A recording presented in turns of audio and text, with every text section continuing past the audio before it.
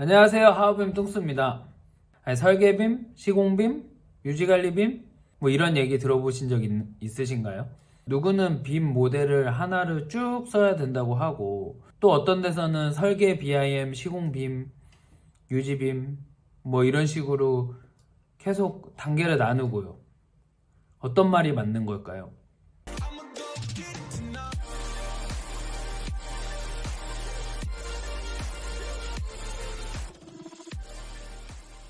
오늘은 BIM 단계에 대해서 좀 얘기를 해보고 싶어요. 설계빔, 시공빔, 유지관리빔 뭐 이런 식으로 빔 단계가 있는데 제가 처음 빔을 접할 때는 어떤 하나의 모델이 쭉 설계부터 시공, 유지관리, 건물이 다시 이제 아예 철거되기까지 하나의 모델을 쭉 써야 된다고 했는데 제가 실무를 가보니 설계빔, 시공빔, 유지관리빔 뭐 이런 식으로 나눠져서 있더라고요. 왜 나눠져 있을까? 뭐 도대체 누구 말이 맞는 거지? 제 생각을 말씀드리자면 빔의 단계를 나누는 것은 철저하게 목적 때문이라고 저는 생각합니다. 네. 이 설계빔이랑 시공빔이랑 유지관리빔이랑 이 빔을 쓰는 목적 자체가 완전 달라요. 그래서 빔을 써서 얻고 싶은 것도 다르고요. 그렇기 때문에 이게 단계가 나뉠 수밖에 없다고 생각을 하고 있어요. 예, 그렇게 저는 느끼고 있고요. 예를 들자면 설계 빔은 목적이 뭘까요? 일단은 설계를 하는 데 있어요. 그럼 성과품이 뭐가 나오냐면은 도서가 나와요. 허가 도서, 설계 도서가 나와요. 그럼 설계 도서를 만드는 어떤 일종의 그 성과품을 만들기 위한 과정에 빔이 쓰이는 거고, 그리고 그러니까 어찌됐든 목적이 설계예요. 플랜. 그러니까 계획 쪽에 있어요. 그래서 이제 모델링을 하잖아요. 그럼 그 모델링 자체가 어떤 시공을 위한 건 아니에요. 그래서 이제 저희 나라는 이제 분리가 많이 돼 있죠. 설계사랑 시공사랑. 시공사에서 그 모델을 받아요. 보통은 발주처에서 받아서 넘겨주죠. 그럼 발주처는 이런 얘기를 해요. 아니, 설계사에서 빔 모델을 받아줬는데 왜 또 모델링을 또 해야 되냐? 아니면 왜 이거 그냥 쓰면 되는데 너는 왜 이렇게 비싸냐? 뭐 이런 얘기를 많이 하십니다. 네. 충분히 뭐 그렇게 생각할 수 있을 것 같아요. 제가 그냥 이거 빔을 실제 실무하는 사람이 아니라면 뭐 모델 하나 똑같은 거 똑같이 다 쓰는 거 아닌가? 네. 근데 막상 이제 실무를 하게 되면은 뭐가 다르냐면은 이거를 시공 단계에 맞춰서 쓸 수 있게 변환을 해야 돼요. 예를 들면은 뭐 정보가 없는 건 더 넣고, 그리고 이게 어떤 이제 뭐 어떤 것들이 정해지잖아요. 뭘 써야 될지.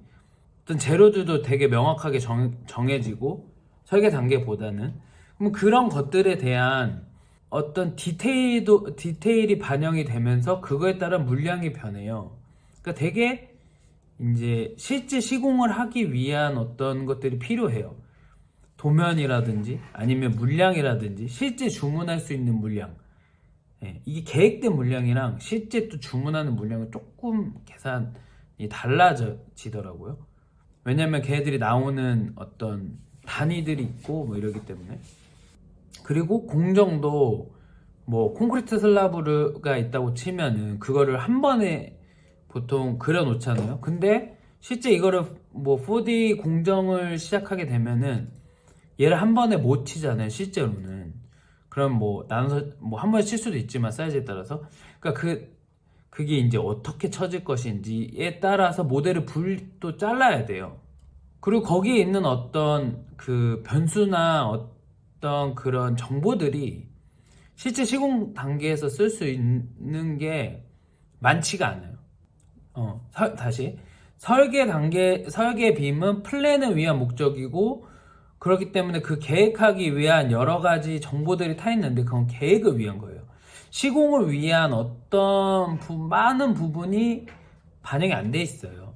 그러면 그 모델을 받고 뭘 해야 되냐면 그 시공을 하기 위한 정보들도 넣고 모델도 분리하고 그런 거를 이제 어떤 이 시공사가 모델링 한 거를 분석해서 쪼개야 돼요. 그러니까 우리가 이제 마음대로 컨트롤할 수 있게. 근데 그러려면은 설계사 모델을 그냥 쓰는 것보다 이걸 쪼개서 분석해서 하는 것보다 이거를 참조해서 그냥 다시 만드는 게 빠를 때도 있어요. 근데 이거는 이제 뭐 설계사의 모델이 어떠냐에 따라 뭐 그렇겠죠. 그리고 이게 점점 스탠다드가 이제 빔 표준 같은 게 만들어지면서 이게 쓸 수 있는 데이터들이 이제 명확하게 좀 더 이렇게 데이터를 줘야 된다 뭐 이런 게 정해지고 있어요.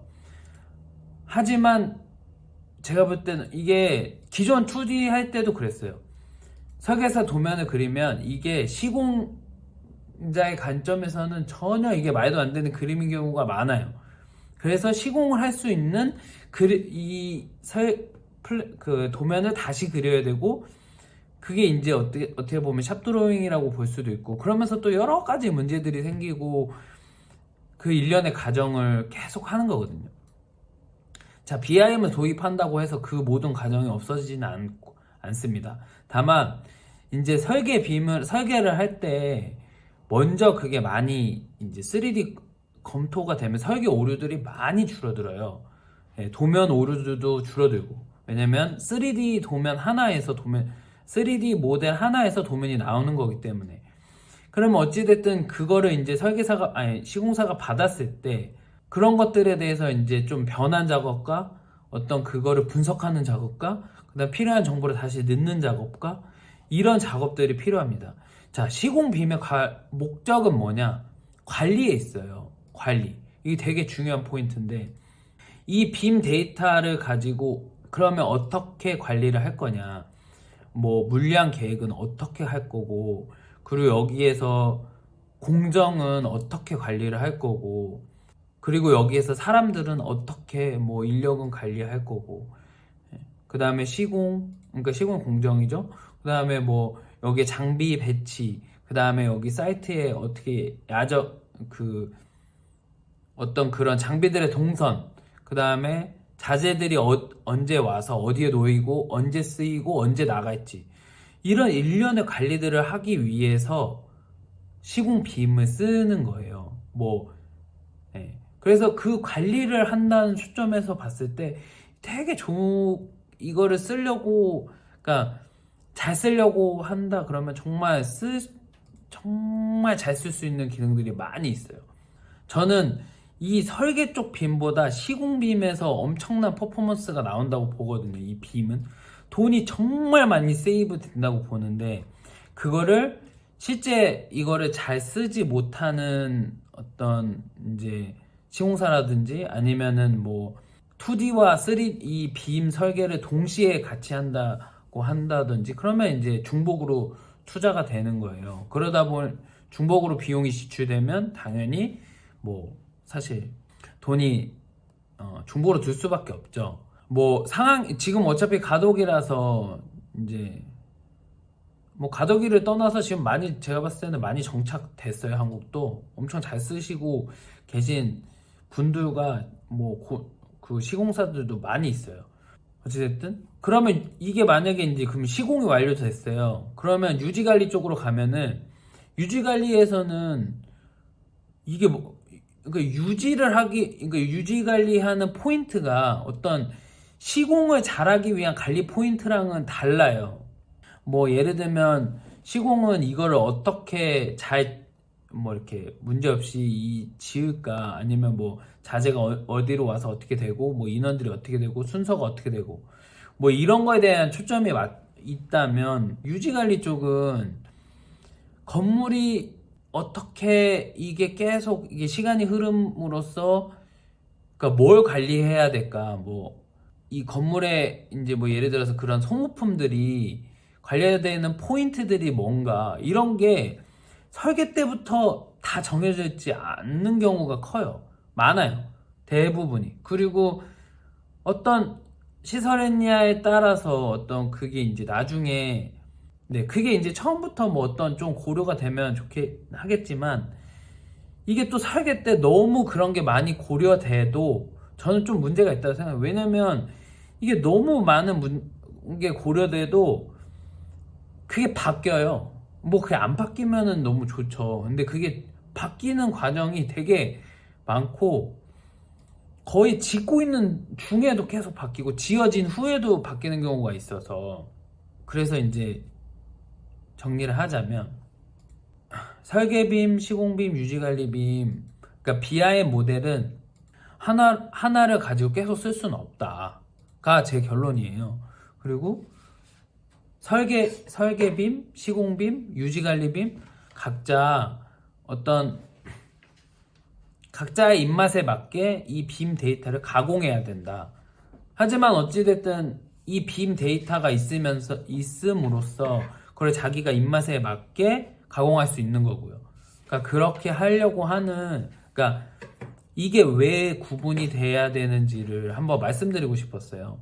목적이 어딨냐에 따라서 이거를 어떻게 쓸지를 고민하게 되잖아요. 그러니까 설계빔은 플랜하는데 목적이 있고 그래서 그거에 초점에 맞춰서 빔 모델이 만들어져 있고 자, 시공 BIM 단계에서는 이거를 시공을 하고 어떤 이런 요소들을 관리하기 위한 그런 목적에 있어서 다시 한번 또 디벨롭이 돼야 되고 필요한 부분은 디테일도 더 디테일하게 모델링이 돼야 되고 그리고 공정이나 이런 시퀀스에 따라서 세분화돼서 모델이 분리돼야 될 수도 있고 이런 일련의 과정을 봤을 때 모델을 다시 구축해야 될 수도 있다. 그리고 유지관리 쪽으로 갔을 때도 어떤 시공 데이터에 어떤 이런 시공 빔을 그대로 다 쓸 수 있느냐 또 그건 또 아니에요. 너무 무겁고 그러니까 유지관리 빔에서 쓰는 필요한 데이터만 가지고 유지관리 빔을 만들면 됩니다. 자, 목적이 다르니까 목적에 맞게 빔을 쓰셔야 되고 예. 그리고 이렇게 다 하나로 통합될 그러니까 하나로 다 만족될 수 없음을 말씀드리고 싶어요. 설계 단계에서 시공 단계에 그 빔이 다 고려돼 있다. 무거워요. 너무 무겁고 그리고 그게 바뀌었을 때 그거를 수정하는 게 너무 힘들어요. 왜냐면 너무 디테일해질수록 손이 많이 가고 이게 뭔가 그 여파가 크거든요. 네. 그래서 그 단계별로 좀 필요한 그 어떤 깊이가 이 단계별로 필요한 어떤 디테일이 있는데 그러니까 그거에 맞게 단계에 맞게 목적에 맞게 빔이 단계별로 구분되어야 된다. 네. 이해가 되셨나요? 혹시 궁금하신 이건 뭐 다른 의견이 있으시면은 뭐 댓글로 남겨주시면은 또 여기 같이 저도 그렇고 같이 이거를 보는 여러분들이 도움이 많이 될 것 같아요. 또 이거 보시는 또 고수분들도 많이 계시잖아요. 저는 그냥 이 현업을 하고 있을 뿐이지 제가 제가 뭐라고 같이 공부한다는 생각이지. 고수분들 혹시 또 다른 의견이 있으시면 알려주시고요. 자, 오늘은 설계빔, 시공빔, 유지관리빔에 대해서 알아봤고 다음에 또 뵙겠습니다. 시청해주셔서 감사합니다.